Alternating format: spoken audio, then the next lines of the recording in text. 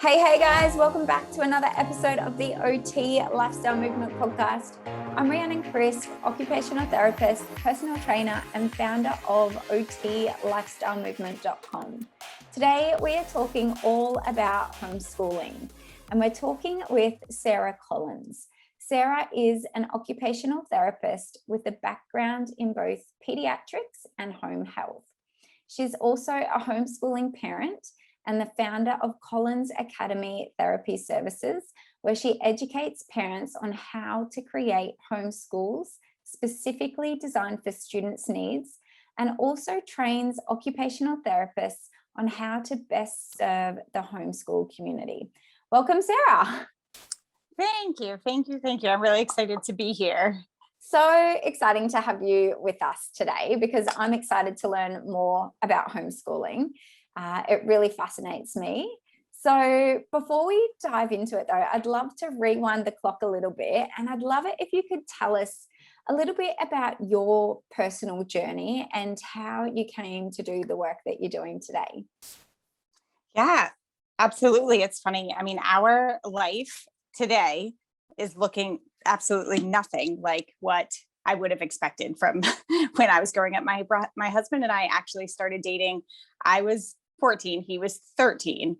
And we kind of had this vision of what our life was going to look like. And I was going to work and he was going to work and everything would be, fantastic. And it actually went that way for a long time. My daughter was 8, my son was 6, and my youngest was 1 when we ended up moving for his job.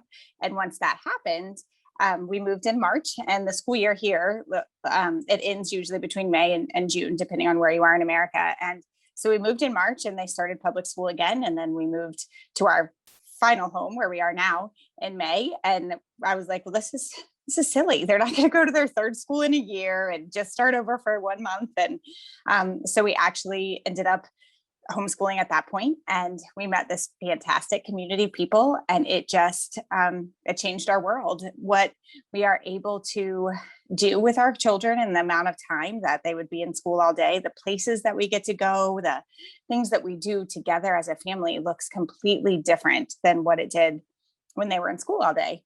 So I was home with them completely for a couple of years, and then still, side note, I'm a little bit of a research nerd, and so I was still keeping up with my CEUs, and I went to a handwriting without tears course.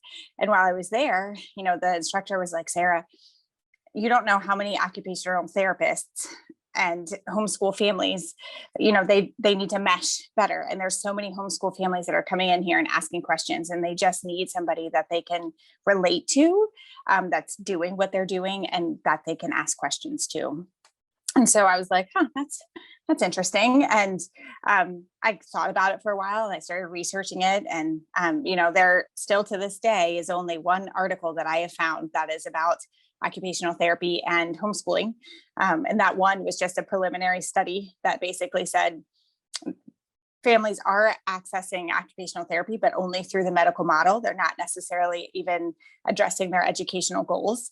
And it's something that is necessary and needed. So I started then that took until, October to get everything rolling. So it was October of 2019, right before, I had started to get going, and it was right before, COVID started, and where everybody then automatically started schooling at home. There is a big difference between homeschooling and like having to do school at home, but you would have thought that I would have been ready and like booming. But unfortunately, at the same time, we ended up bringing my husband's grandparents home to live with us during COVID, and they needed a lot of healthcare. And so I stopped again, and just got restarted here in August of this year. So not even a year have I been really in this role doing what I'm doing now.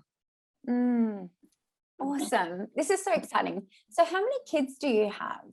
How many children? So we have 3 that are here all the time. My daughter is 12 now. She just finished up actually yesterday with her big, we do a program where they go into school one day, and she just did her final exams. It was 6 hours, the sweet thing, 6 hours of like a culmination where she had to do essays. She had to draw these body parts. She had to draw the entire world map which Wow. hello, I definitely cannot do. Yeah, so many things. So she just finished her 7th grade year, and then my son is 10, and he's still finishing up. So he's finishing up his 4th grade year, and then I have my other son is 5, and his birthday is October. So he's been he'll turn 6 in October. So he's been doing some stuff, but not like he in America, he wouldn't even start kindergarten until the fall. So it's amazing what he does pick up from learning from the older kids, but we haven't really started formal academics yet with him. And then we have another little guy who's here part-time, who's also 5. So we kind of work with those two together. So you're juggling homeschooling and also your homeschooling academy. Yes, I am. That's busy. Which some days is a little bit crazier than others. And, finding that balance of, work and play and how we're going to fit all this lifestyle and everything in is sometimes quite crazy. Most of the time it's fantastic. And I've been able to really focus on my kids. Sometimes I feel like I'm running everywhere and I'm not focusing on anybody. So, that's reality too. Yeah. Talk to me about the lifestyle. I'd love to learn about the homeschool lifestyle, because obviously it's completely different to traditional school and the traditional curriculum. What's the lifestyle look like for you? So our day is, it looks very, very different than the average school family. So we get up, I do end up doing a lot of stuff with them together, which has really been amazing to watch, my older kids work with my younger kids and how that all, how they learn from each other. It's been beautiful. So we have 2 days a week that we are with groups of people. So Mondays we go to like a classroom setting where they give out all of the information and stuff that we're going to do for the week for my daughter. And then my younger guys on those same days, they do a science project, an art project. They introduce like the history and math and science and stuff that we're going to learn that week at home. And then in the afternoon for the older kids, so 4th through 6th graders, they do a literature and language arts program. So where they're learning all the grammar and diagramming sentences and writing, and I can't say enough about it and how much that I have learned through this whole thing. It's been amazing. So we do that on Mondays, and then we spend Tuesday, Wednesday, and Thursday. We do a morning time together, which is all of us are together, and that's where we watch the news. And there's certain things that we just do, everybody together. We read a history story. We do a lot with what we call living books, which is meaning that they're books about a certain topic. So not everything compiled into a textbook, but, so if we want to read about, science or something, we're going to find something on that specific topic instead of a giant book about it. And then, so we do all, that type of thing in the morning, and then they divide up and do their pieces that they have to do for themselves. My daughter spends the majority of her day now on her own, now that she's in middle school. She kind of directs her own learning, although I definitely, we meet up towards the end of the day and kind of go through what she did. And I really love the discussions that we're able to have. I know what she's reading, I know what she's learning, but I don't necessarily know it all myself. Like I said, she just drew the world map, and I most certainly, I feel like I could have been one of those people where they were like, where is this state? And I'd be like, yeah, I don't know. I'm learning definitely now very differently. So that's just been great. So they do that Tuesday, Wednesday, and Thursday. And then Fridays we do a nature hike with a giant group of people. At this point, it started out just a couple of families, and it has started to grow. It's about 50 kids at this point. And we hike all around the areas that are here. We do a nature study, and then we go, and that's all ages.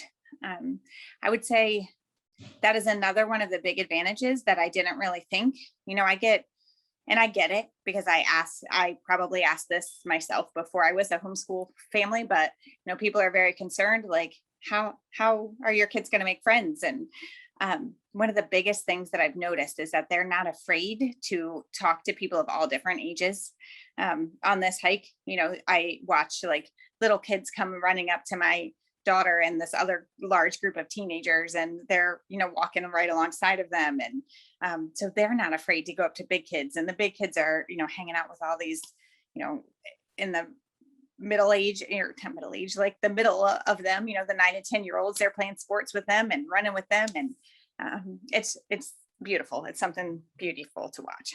Yeah. Well, it sounds like there's a lot of freedom and flexibility in terms of scheduling the day.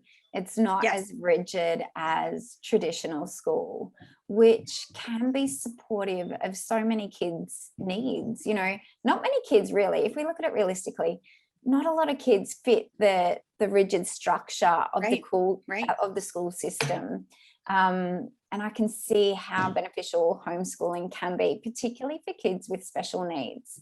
And 100%. Mm-hmm. I love how you touched on then about this. There is this controversy, right, around homeschooling, and that it shelters kids from socializing, and that it can negatively impact their social engagement.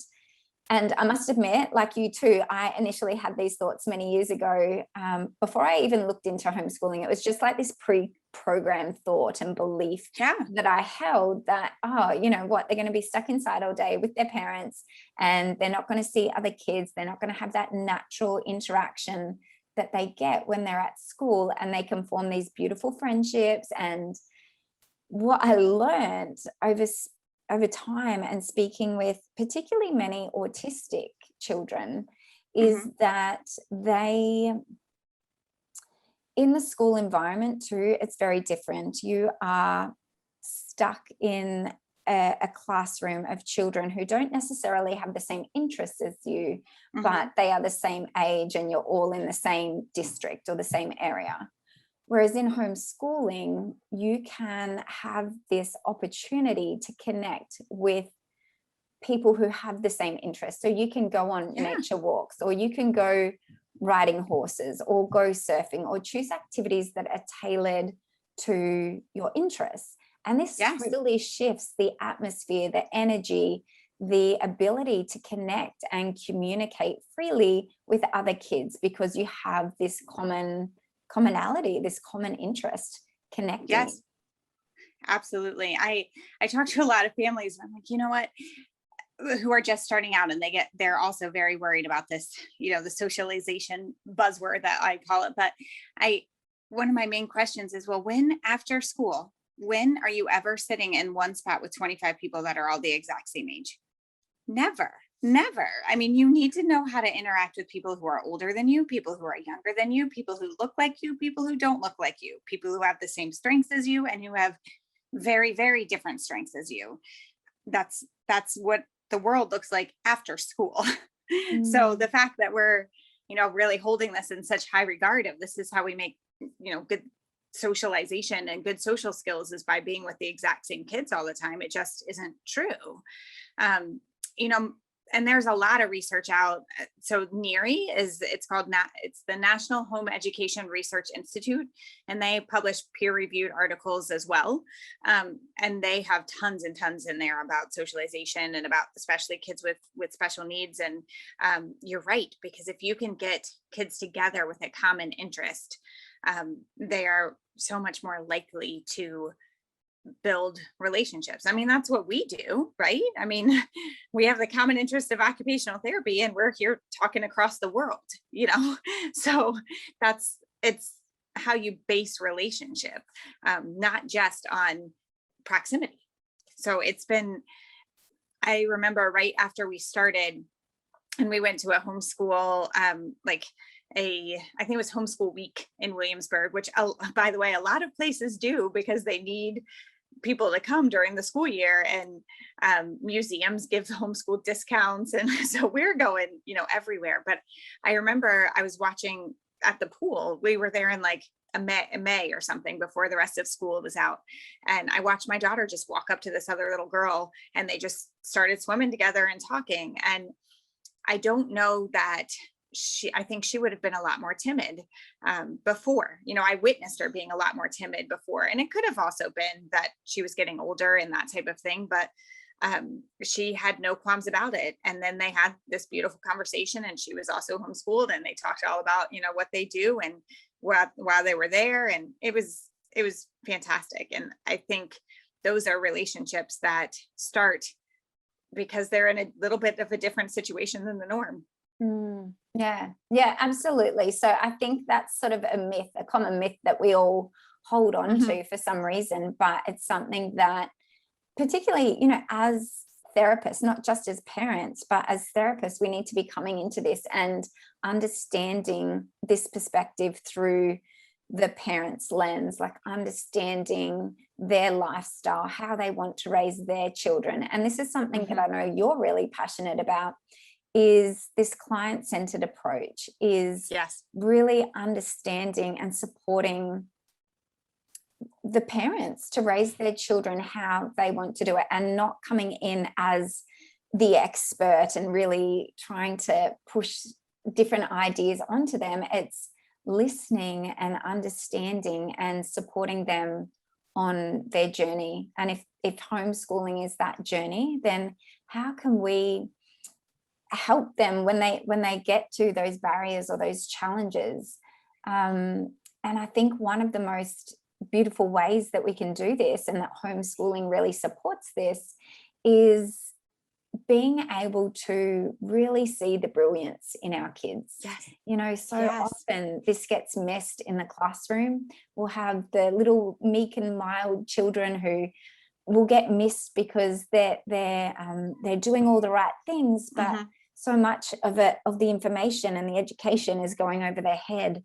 Or for the kids who have attention challenges or hyperactivity, they're seen as quote unquote the naughty kid, and they're always getting into trouble. And then they have all these challenges with self-esteem and am I worthy? Am I good enough? And all these negative self-thoughts that sort of cloud their better judgment.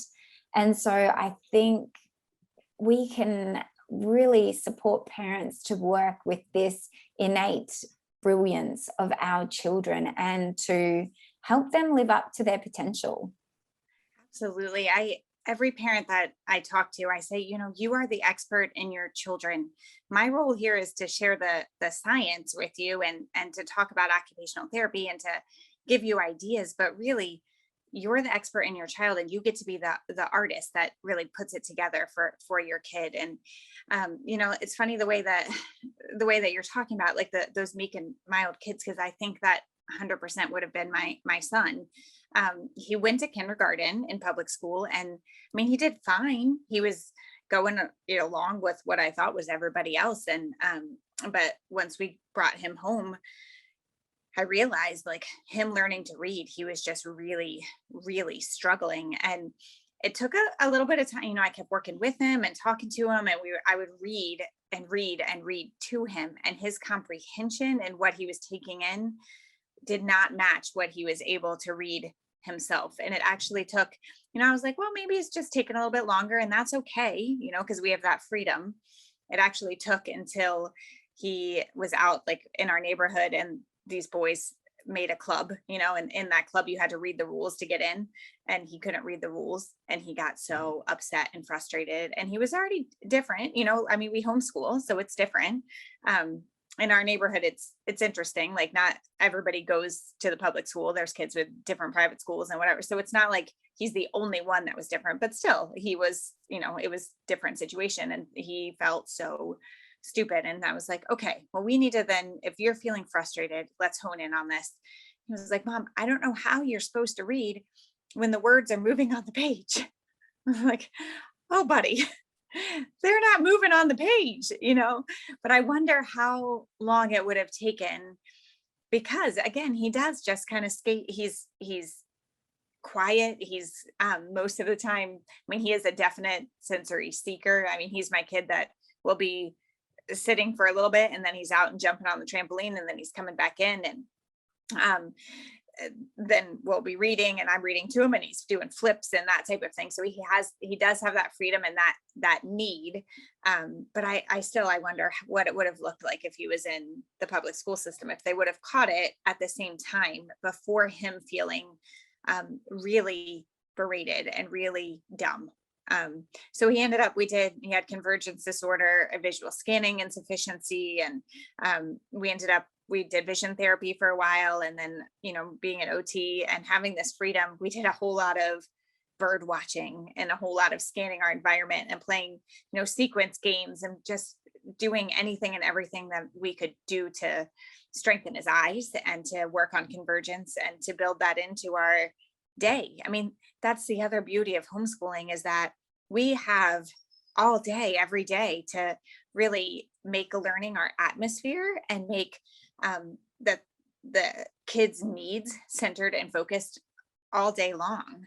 And the families I work with, it's the same thing. I don't have to talk about, here's your ADL goals. And then later on you have goals for, education when you're going to school and there's a different therapist there. And, it's all with one family and all with one spot. And you can carry it over into math and cooking and scanning your shirt. For him, I even had his shirts lined up in a certain way in his closet so that he had to look the whole way across. And I would take him to the grocery store and he was scanning the spice aisle. And, I could do that all day, every day. And so he was able to hop right through. And now at this point, we're in 4th grade and he's a little bit still, I think he prefers graphic novels and he doesn't like, long books with tons and tons with a small font, but he can do it.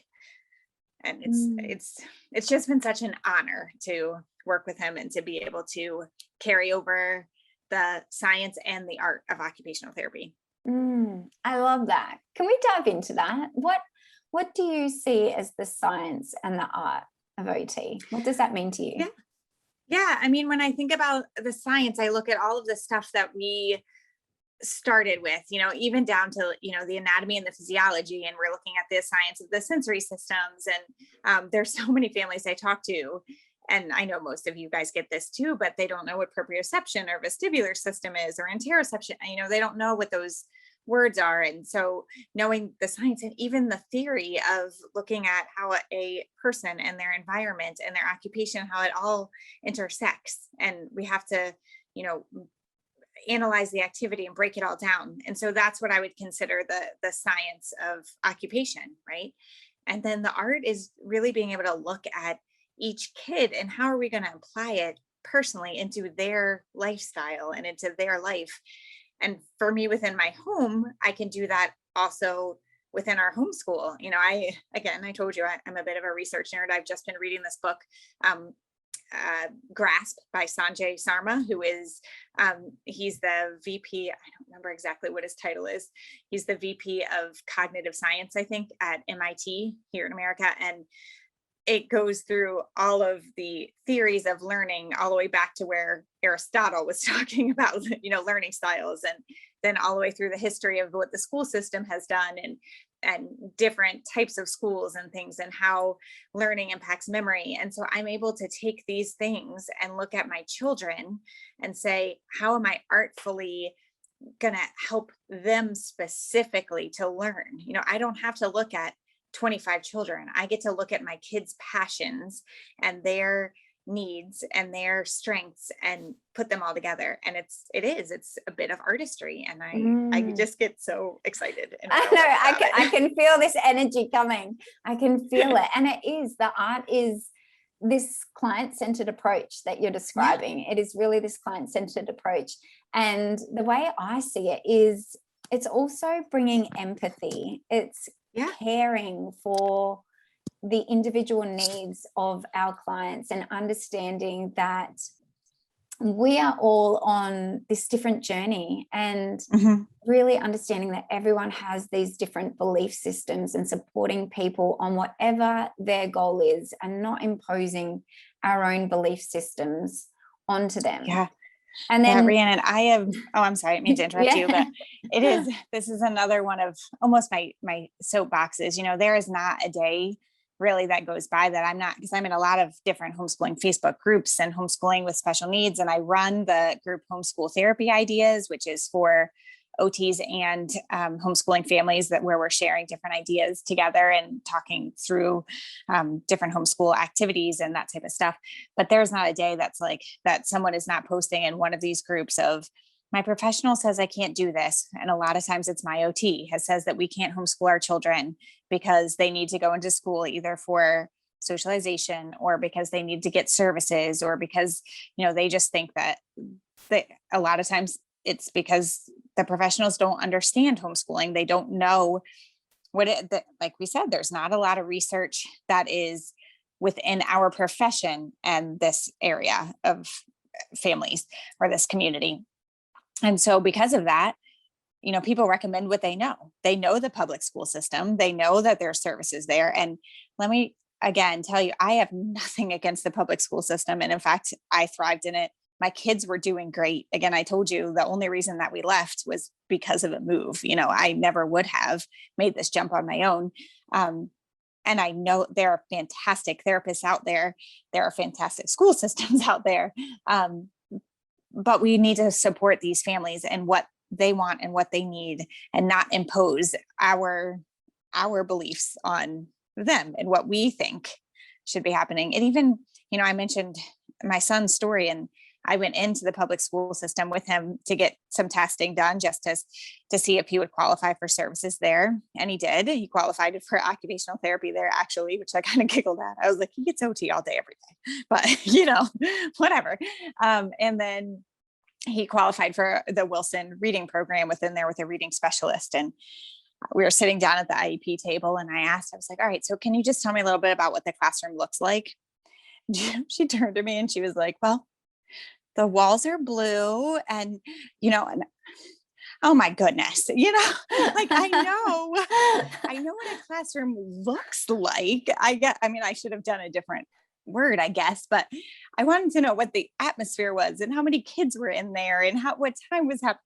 Not literally what it looks like, but she didn't know what I would know I don't know. My husband said, he was like, I think she really expected us to walk in there with your denim dress and your apron and your, like they had no idea what they were coming into. And I get it, because it isn't as big of a population of people, but it is continuously growing. I mean, even before COVID, which now there's been a huge explosion, but it was growing by the statistics say 2 to 8% every year. It was growing here in America.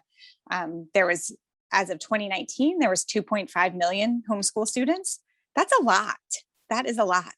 And then at this point now, we're thinking, that they had to do it based on the census. And so who knows exactly how accurate every number is right now, but they're saying between 6 and 7 million homeschool students right now.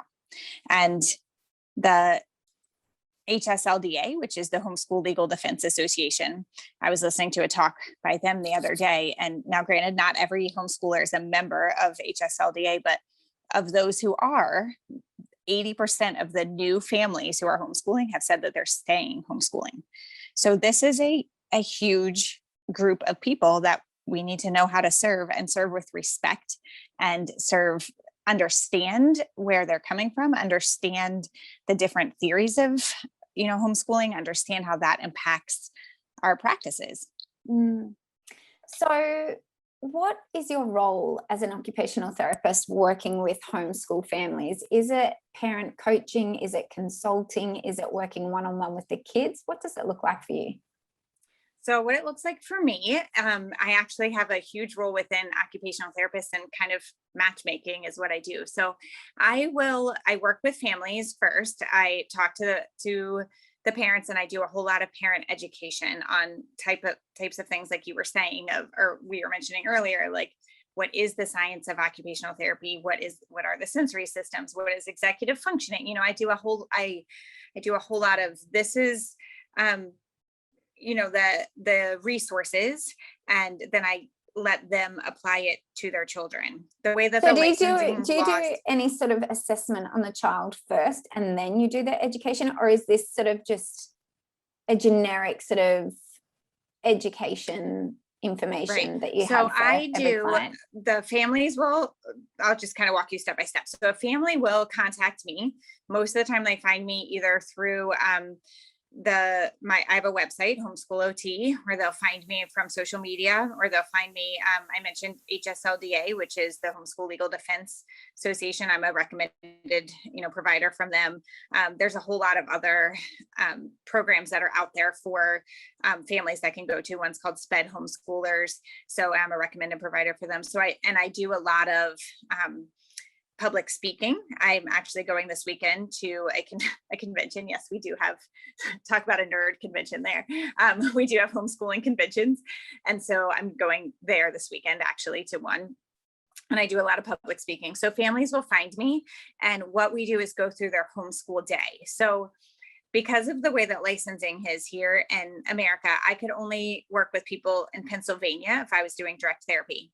And since there was nobody doing this in America, I was like, this is not going to work for me to be able to say, okay, here I am in Pennsylvania to work with you. Sorry, other 49 states. So what I do is work as a homeschool consultant. So I talk through their homeschools. I talk through the curriculums that they use. We look at their whole day, like from when they get up until they go to bed, because again, we think of homeschooling as learning as your whole atmosphere. So we talk through all of that and where are your issues. And then I provide them with a ton of resources. So I send them to a lot of other OTs who have written things or have, OT boxes that they send, or have podcasts and that type of thing, books that they've written. I make it my job to do the research on what is out there so that families don't have to do that.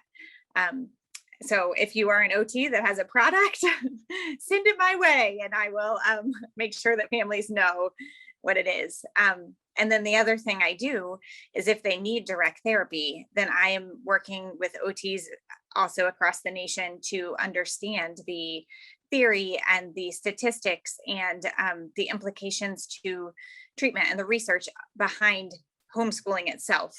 So that then when families go in, I know that I'm sending them to a homeschool friendly occupational therapist. So that course, it's called Homeschool Context and Treatment Ideas. And that's at my website. And so once people go through that course, so that I know that they'll be ready to treat these families, then I pair families up with occupational therapists that can provide the direct treatment that they need.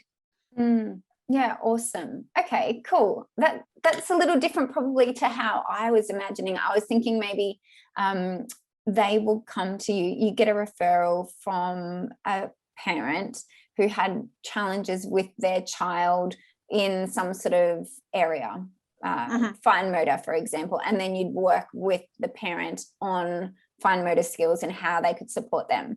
But it's really, it's a bit different to that, isn't it? Yes, because that still would be me using my OT, occupational therapy brain and doing therapy, because parent education is such a big part of what we do as therapists. So I can't take that away and say, oh, well, now I'm a consultant. You can't, how do you disassociate that with your brain? So what I do is give them the resources, and I give them so much information. I talk through lectures and through where I'm getting ready to start a membership where the families will come here and it'll be a topic of the month. Like, let's just say it's executive functioning, where I will have also coming from my course is the therapist who is an expert in, executive functioning. And I will compare that with the homeschool world, and parents can watch that and interact with us together. Then we do a book club, and there is also like a Facebook group where the families can continue and talk to each other. And so that's how I educate without being direct therapy, is just giving a lot of, I'll give, you mentioned fine motor skills. So I'll give information on resources that other people have put out that are on posture or on upper body strengthening or on actual fine motor exercises. I'll be giving out all of this information that I've compiled from other people around, Mm-hmm. and make sure that they're getting the best resources to act as an artist with their own child within their homeschool. So important. Okay. So then how can occupational therapists who are listening to this right now, who are tempted to sort of dip their toes in and to look into this world of homeschooling and working with families who are homeschooling, what's the best way for them to support the brilliance of the children that they're working with? And what are some of the steps that they can take to do the things that you're doing as well? So, I mean, I'd be lying if I said that they shouldn't start with my course, because really that the course is 4 modules, and one of them is really on a lot of those homeschool stigmas that we've talked about or touched on a little bit. Then there's one module that is all on the research behind homeschooling. Then on the types of homeschooling is the 3rd one, because really no 2 homeschools are the same, but there are some typical theories that back up that education. And then the 4th is kind of how that all plays together and kind of puts it all together for how that would impact treatment. And so that gives a lot of really good information on how to best really to treat these families. But the other thing I would say is to really make sure that you're asking families questions that are very open-ended. So things like, all right, so tell me about your day and how education fits into your day, and where your problems or your issues are, and where your child is really excelling, because that gives us a more accurate picture. And it's also not it's not that you're coming at them with a judgment at all. You're not saying, how do you socialize your children? Because that's awkward.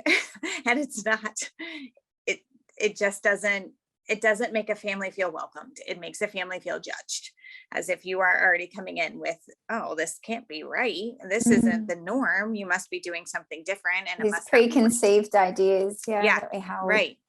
Right. So the open ending, I really want to understand what you're doing. Give me the whole picture of your day, your occupational profile. Hello. And then we'll start and work from there. Yeah, amazing. Well, I think there's so much need for it. And I think now, particularly since COVID, it has been explored a lot more than what it was previously. And people and families are more open to it. It's not sort of sitting on the edges anymore. It's more welcomed within the community. There's more opportunities for children to join up local homeschooling groups on certain days and participate in different activities and occupations. And I feel like there is a real need for OT to represent and say, hey, this is what we can offer. And these are the kind of underlying skills that your child may need in order to perform well academically, socially, all those boxes that we're asking them to tick and to achieve on their schooling journey. So yeah, I think it's such a great I get the handwriting question a lot. Of my kid's handwriting is really, really messy, and that really gives me a chance to go through all of, okay, well, let's talk about some sensory processing and attention, and then let's also talk about posture and upper body strengthening. And we have to go through the whole rigmarole, because it's not just my kid's handwriting is a little messy, but why? And then look at their grasp. And so I think that's part of me advocating for occupational therapy as well. And so a lot of that also comes from Facebook groups and from my own Facebook group that I run, and then from families that are around, and from these homeschool conventions and stuff. And really, you're right, just making sure that families understand the role of OT, and that we want your kids to be able to achieve anything and everything that they want and they need to do, which is so different for every kid. And we get to be those people to help you individualize your homeschools and individualize how you're helping your kids to learn. And it's so fun. Just so good. I love it. And so how long are you working with specific families for? Like, what's the time frame here? What's that look like? So typically after we do like their whole evaluation of their homeschool, and I hesitate with the evaluation word, but where we, go through their whole day and really look at what their homeschool is like, then I provide them with their list of recommendations and or their actual occupational therapist for direct therapy. A lot of times then I keep working with that OT. One of my favorite success stories is with, I don't know if you know Marley Olson. They run Sensational Spaces, and she is out of Minnesota. She's also licensed in Pennsylvania, and we have a handful of clients now that I'm like, I need a person for this one. And then we talk back and forth about how it's going and what's going on and what she's doing in direct therapy and how I'm working with that throughout their homeschool itself. So a lot of times, again, it is like different curriculums to try and that type of thing, or how to structure their homeschool day. And so then they pay me, it's like a monthly fee where they will, we do 2 20-minute phone calls. And so it's just a check-in of what's going well and what's not going well. And then I see them again the next month. So it really is me and the family, the parents, again, just doing some education on how things are going. And it's a check-in in that way. And then collaborating with therapists, which I also love to do. So it's really fun. And I do, again, like my first priority is my own homeschool and my own family here. And so this is it's a balance of how do I spend the majority of my time with them and then still fit this in on the side because I know there's such a need for it. So I'd say at this point, between running the business and like the business side of things, which, my goodness, I had no idea about. Like, well, we do that, don't we? We just follow our passion, dive straight in, and then we're like, okay, now I need to learn about business.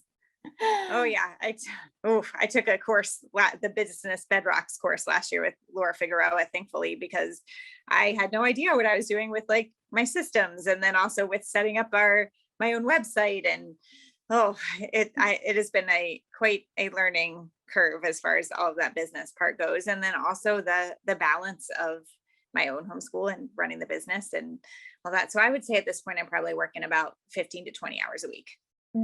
Yeah. Awesome. I think that's a great balance. I think so too. It's great. So good. Was there anything that we haven't covered that you wanted to speak on before we start to wrap it up? I don't think so. I mean, I think we covered my biggest things, which are, really just trying to be as client-centered and client-focused and to make sure that we are being respectful and understanding where families are coming from and what their goals are when we're starting to interact with them and to treat them. So no, I think, and I do get so passionate about working with families and helping them to see their children as these beautiful creatures that have so much to give. And no matter who they are and where they come from or what diagnosis they have, that they just have so much to give. And we get the privilege, especially as homeschooling, well, as any parents, but as homeschooling parents, we get the privilege to help them to learn and guide them towards their specific, purpose and what they're going to be within their lifestyle. It's so great. Absolutely. You get to appreciate how unique each child really is in that small homeschooling environment that you often miss in the classroom environment. Yeah. Right. Awesome. All right. Well, let's head to the 3 rapid fire questions. So the first one is, are you ready? The first one is, in one sentence, how would you describe OT?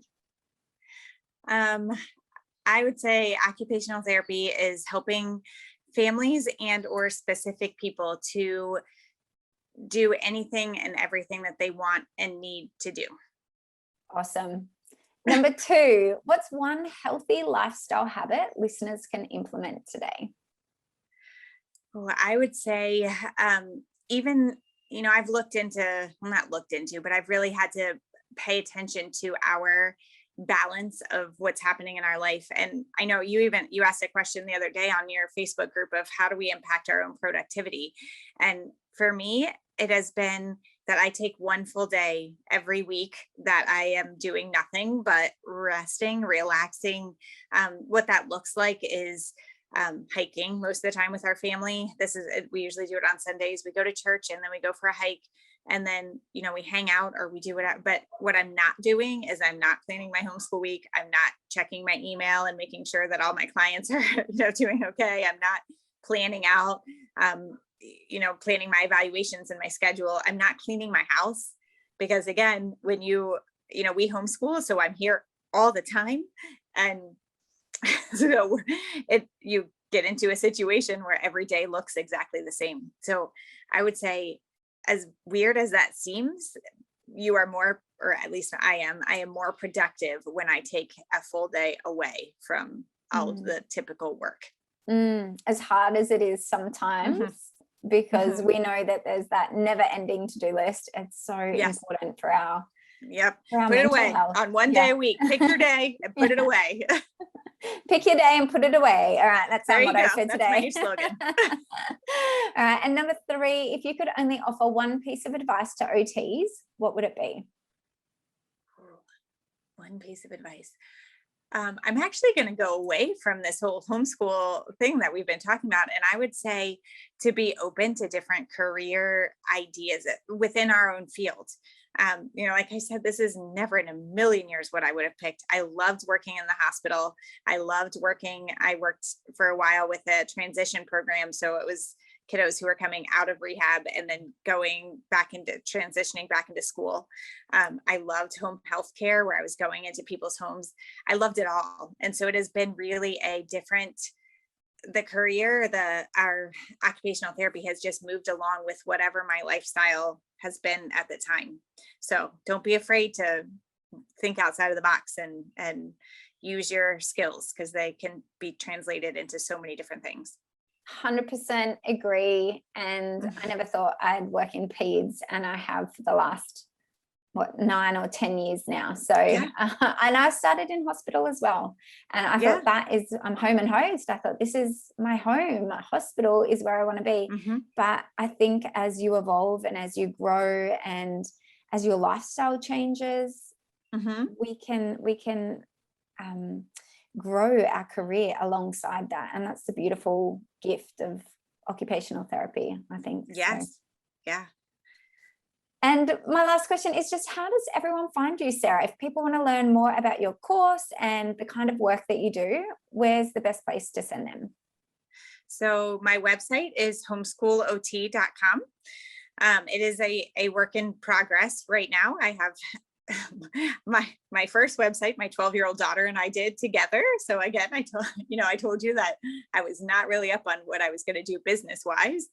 So we did it together, and then now it has been outsourced. I outgrew it pretty quickly, and so it is a work in progress. But Homeschool OT is where the course is. You can find me on Instagram at Homeschool OT. And then in the Facebook group, which is Homeschool Therapy Ideas, that a lot of families are in there, and they're talking about questions that they have, and OTs are chiming in. I do a marketing Monday where OTs are sharing about the products that they make and how they could be helpful for homeschool families. I do a feature Friday, a lot of Fridays, where I will show off, what other OTs are making or ways that they are helping in the homeschool community. So again, reach out to me if that is you. I'm Sarah, or Gmail wise, I'm Sarah at homeschoolot.com, email wise. And so reach out, and I love to share what other OTs are doing, because we do have such a fantastic profession and so many amazing, innovative people that can really give back to this homeschool community. Absolutely. And collaboration is key. I love collaborating. And this is part of the reason why I love the podcast, is because I get to connect and share other people's message further. It's sort of like a platform. And, this is something that I do, I think, even if no one else listened, because it's just this connection, and collaborating with other OTs is amazing. And if we can all share our own gifts further to the world, then we're all going to make the world a better place. So isn't that the truth? Yes. Awesome. Thank you so much, Sarah, for sharing your wisdom on homeschooling. I've learned heaps, and I'm so grateful that you're doing the work that you're doing. And I hope this creates this ripple effect out. Me too. Me too. I'm really passionate about this, and I'm really just so excited to be working with other OTs and how they're starting to see and work with the homeschool community and how we can continue to boost this group of people. So thank you for having me. It's been really fun. Awesome. Thanks, Sarah.